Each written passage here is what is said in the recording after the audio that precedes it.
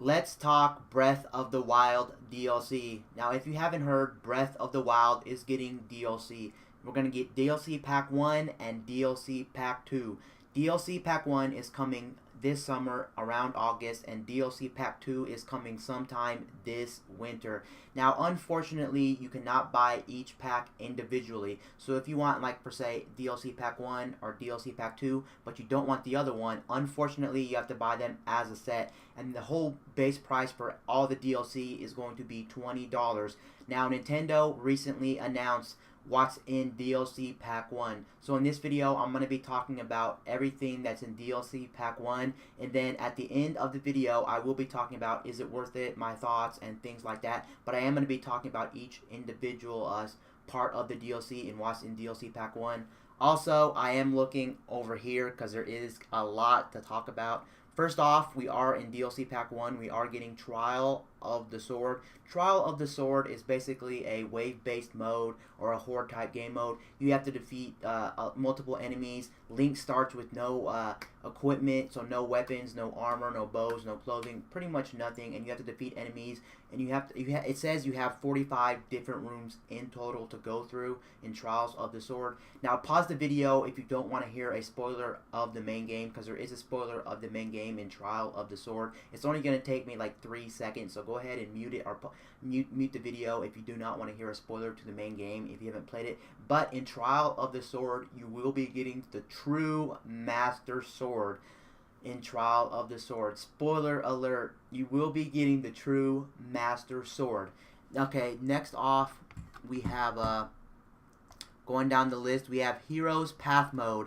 Now, Heroes Path Mode is a new map feature. That was the new map feature they were talking about in DLC Pack 1. And what it's going to do is it's going to mark every place you have not traveled to. So, for instance, it's going to have like lines on the map and show you places you have not actually traveled to, because Breath of the Wild is a massive game and there's probably stuff you've never actually traveled to, so that's good to know where you've traveled to and things like that if you just want to know what places you haven't adventured to get the full experience of the game.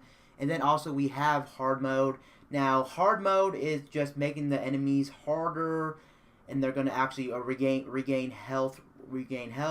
Also, there will be enemies on these little platforms in the sky that you can actually battle with if you want in hard mode, and that is pretty much hard mode. And then we are getting some new equipment. Besides the new equipment, we do have the travel medallion, and what the travel medallion is, it's essentially the shrines.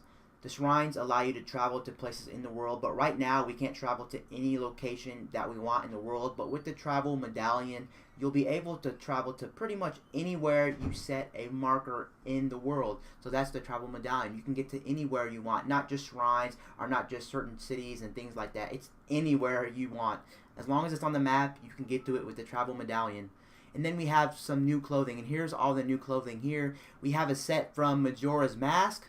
We have a set called Mindy's Helmet. So you do get Mindy's Helmet from I think Twilight Princess. And then we have Phantom Armor, and then we have the Tingle outfit. And then also there's going to be some more armor. And then one that we do get, we will be getting a Kokoro mask. So it's basically a leaf that goes in your head. And this one will actually allow you to determine where all the Kokoro seeds are in the world, because right now there is no physical way to find Kokoro seeds in the world. You have to look for them manually, or unless you look up a guide on the internet, or if you have like the actual official guidebook, then you can find them that way. But just by playing the game, there's nothing to help you out to look for the Kokoro seeds. And if you're not aware, not really a spoiler, but there's 900 in total, and that's a lot. So if you want to try to collect them all, this mask is going to be for you. Put it on, and you can find you can try to find all the Kokoro seeds in the game. And yeah, that's pretty much it for DLC Pack 1. What do I think of DLC Pack 1?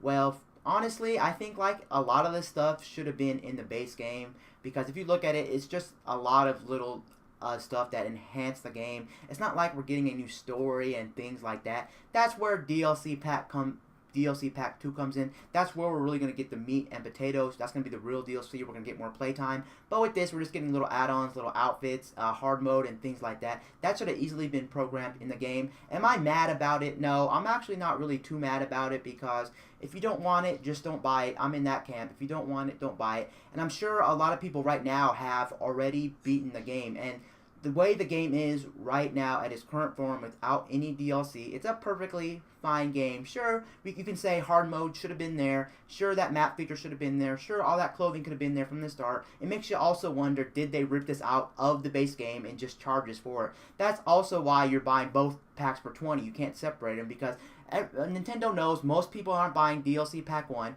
If DLC Pack 1 was a separate thing from DLC Pack 2, would I buy it?